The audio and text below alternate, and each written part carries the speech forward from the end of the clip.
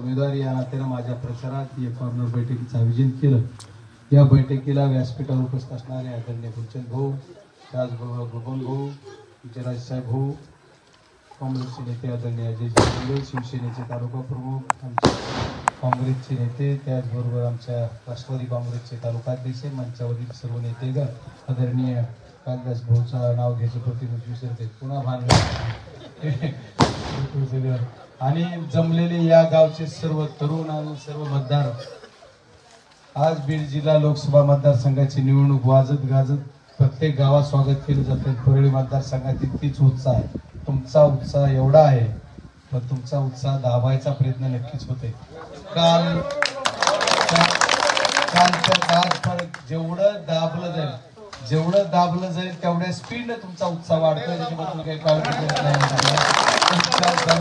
बघा, एखादा चेंडू जर भिंतीवर मारला तर तेवढ्या स्पीडने वापस येते, त्याच्यामुळे तुम्ही दबत नाहीत। पण लोक प्रेशर मध्ये आहेत हे 100% खरं आहे, तुम्ही काही जरी म्हणता। पण मला सर्वांना विनंती करायची, पण काय प्रेशर आहे? अरे आपण काय बिहार मध्ये राहतोय, महाराष्ट्रात आहे आणि बीड जिल्ह्यात, त्याच्यामुळे काय प्रेशर मध्ये राहू नका। मी तुमच्या बरोबर आहे, सर्व नेतेगण तुमच्या सोबत आहेत।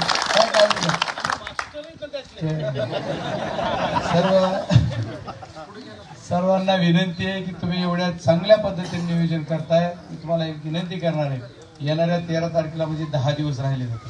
सगळेजण वाट बघते ती कधी एकदा 13 तारीख येते, एकदा कधी बटन दाबतो त्याचीच वाट बघतो आणि एकदा कधी दाखवतो की माझ्या गावातून एवढं मतदान झालंय।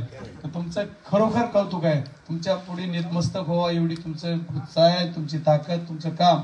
मी सर्वांना विनंती करणार आहे की तुम्ही सर्वांनी एवढं चांगलं वातावरण केलं, कुठलीही गडबड न होऊ देता, कुठलंही काही न होऊ देता तुम्ही शांततेनं आपलं चिन्ह समजावून सांगणं गरजेचं आहे। कारण आपण जेवढे प्रचारक आहात तरुण, यांना सुद्धा सर्वांनी अगोदर भूतवर सकाळी मतदान करून बघा कसं।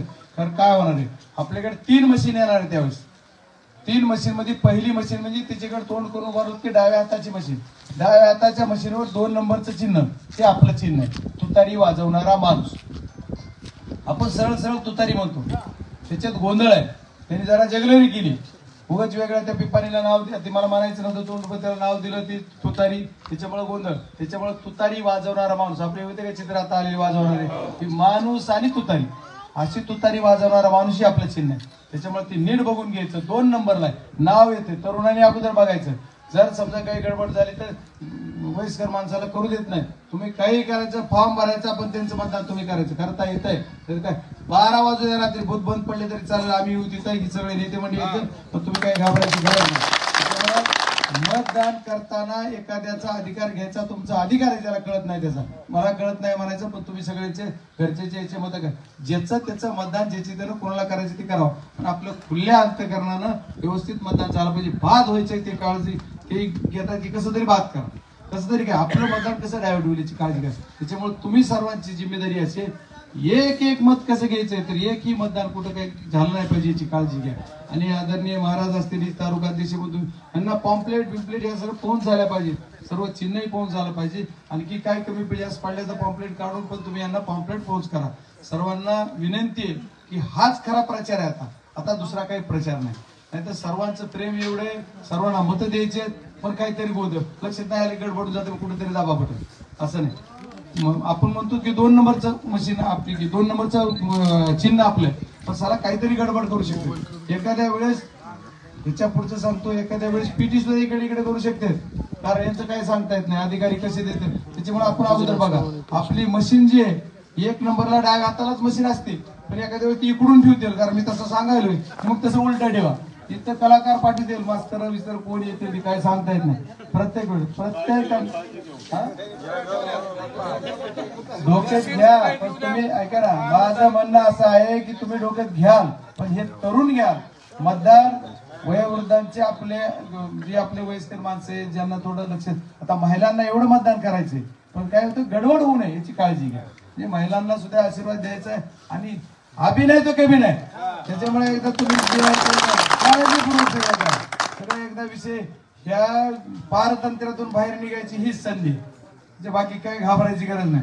आणि तुम्ही कुठल्या दबावाला बळी पडत नाहीत असं सांगताय, पडूही नका, आम्ही तुमच्या सोबत आहोत 100%। मी म्हणणं आणखी पुन्हा हीच म्हणायला मी आम्ही कुठे, तुम्ही तर माझ्या पुढे सगळे पुढे आम्ही सर्वजण तुमच्या सोबत आहोत, म्हणजे याची काही काळजी करायची गरज नाही. आणि ह्यांची सत्ता बित्ता काही राहणार नाही. आता ही 100 दिवस सुद्धा राहिले नाहीत ना. आता तुम्ही मोजा दिवस, त्याच्यानंतर याचं काही येणार नाही. इथं काही येणार नाही, तिकडे वरी काही येणार नाही. त्याच्यामुळे त्याची काळजी करू नका. ही योग्य वेळ आहे, पार वाट लावायची. त्याच्यामुळे काय नाही. आणि तुम्हाला सर्वांना आणखी एक विनंती, मी जाहीर सांगायलोय, कारण ही माझीच लगे भाषण टॅप करून त्यांना जाते रेकॉर्ड करून. जाऊ दे, गेलं तर गेलं. तुमचं मतदान सकाळी 7लाच लागायचं. 12च्या आत आपलं मतदान संपलं पाहिजे. मग त्यांचे 12 वाजतील. बघ, सर्वात महत्वाची काळजी करा. लवकर करून तुम्ही काळजी नाही करा. आणखी तुम्हाला जो काय विषय ते तुम्हाला विसरले आणखी खाजगी सांगतो. यांना सगळं येते म्हणजे पाठवून सांगतो काय काय करायचं. परळीच्या बाबतीत तुम्ही घाबरायची गरज नाही. बोलताना कोणी उसाचा विषय म्हणते, तुम्हाला मी सर्वांच्या समोर शब्द देतो, ऊस हा विषय सोडून द्या. मी जिवंत असेपर्यंत तुमच्या ऊसाचा कुठं प्रश्न येऊ देणार नाही. आतापर्यंत आपण इथला ऊस नेला, पण त्यांच्याच मनावर नाही. आता आम्हाला तुमच्यासारखं कुठं स्वातंत्र्य होतं. पुन्हा हे तुम्ही ऊस दिले तर ते ऊसाचे पैसे नाहीत म्हणते लोक. तर ते आंबोजोगाई बहुत कारखाना आपला त्याचे पैसे दिलेत. मग बुडविले मत 400 टनाचे पैसे बुडविले. काय नैतिकता आहे विकासाच्या गप्पा तर बीड जिल्ह्यात किती मिळाले मला माहितच नव्हते.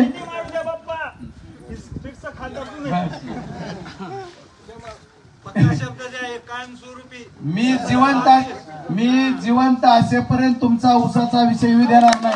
आणि मला तुम्ही ज्यावेळेस खासदार कराल, तुमच्या मताने मी खासदार होणार, त्यावेळेस मी तुमचा लोकप्रतिनिधी होणार. त्यावेळेस माझी नैतिकता नाही जबाबदारी तुमचा ऊस न्यायची. ऊसाची काय अडचण आहे. 2 कारखान्यात लय वाढवली कॅपॅसिटी. आता त्यांच्या अख्खा त्याच्यात घालायपुरती वाढवली. काय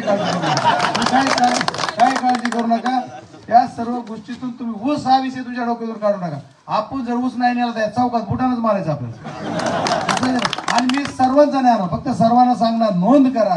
नोंद करून नोंद द्या. मी कारखान्याचे कर्मचारी इकडे घेतो, तुमच्या पोरातून कारखान्याला ह्याच्या नोकऱ्या पण देतो शेतकीसाठी काम करायला. मला तेच माझे पुढचे प्रचारक ते सगळं होतंय पुढे, म्हणजे मला अडचण येत नाही. कामही होईल आणि सगळंच होईल. त्याला दाम मिळेल आणि कारखान्याचंही काम होईल आणि आपलाही पुढचा रस्ता सुखरूप होईल पुन्हा. त्याच्यामुळे सगळ्यांनी मिळून चांगल्या पद्धतीने तुम्ही आशीर्वाद देताय, काम करताय. मी तुम्हाला जास्त काही का पाहणार नाही. त्यांच्यावर टीका टिप्पणी जेव्हा एखादी सभा होईल त्याच्यात त्यांनी काय माझ्यावर टीका केला त्याला उत्तर देईल. मोठ्या गावात बोलतोय, प्रत्येक ठिकाणी हे विषय नाही. फक्त मतदान कसं करायचं एवढं समजावून सांगणं माझं काम आहे आणि ते मी आज करतोय. सर्व आमच्या माता भगिनीला सुद्धा समजावून सांगा, कारण महिलांना थोडीफार करू. सर्वात जास्त यावेळेस जमीनची बाजू तुम्हाला सांगतो, महिला एवढ्या उत्सुक आहेत की बजरंग सोरेला एकदा खासदार बघायचे. खरंच सांगतो. त्याच्यामुळे तुम्ही फक्त सांभाळून सगळेजण मिळून त्यांना समजावून सांगा की बटन दाबताना गडबड होऊ शकते ना. तेवढंच तुम्ही सगळे जागरूकतेने घ्या. आणि सकाळी 5 वाजल्यापासून 7 वाजल्यापासून संध्याकाळी 6 वाजेपर्यंत भूत काय सोडू नका बाबा. काय करा आणि त्यांनी कुणी काय बी करू द्या. तिकडे काय आज त्यांची प्लॅनिंग काय काय मला माईकवर आता समोर बोलवत आहे. त्यांच्या प्लॅनिंग आता डिग्रजला बोलतो. डिग्रजच्या घराने सगळी मग हीच झाली. नदीतली वाळू निघाली, यांच्या घरा सगळा बुडाच. आणि हे हाणायले तिकडे मार आणि इकडे आमचे सगळे वाटुळं गेलंय सगळं. आता तिथं सांगतो. मग लोक सगळे तुम्ही सर्वजण सोबत आहात. त्याच्यामुळे तुमच्या पुढे नतमस्तक होतो. तुमचा आशीर्वाद घेऊन मला दिल्लीला जायचंय. त्याच्यासाठी तुमच्या सर्वांचा आशीर्वादाची गरज आहे. येणाऱ्या 13 तारखेला आपलं चिन्ह आहे तुतारी वाजवणारा माणूस आणि ते मशीनवर 2 नंबरला आहे. ते बटन दाबून मला मतदानाचा आशीर्वाद द्या आणि खूप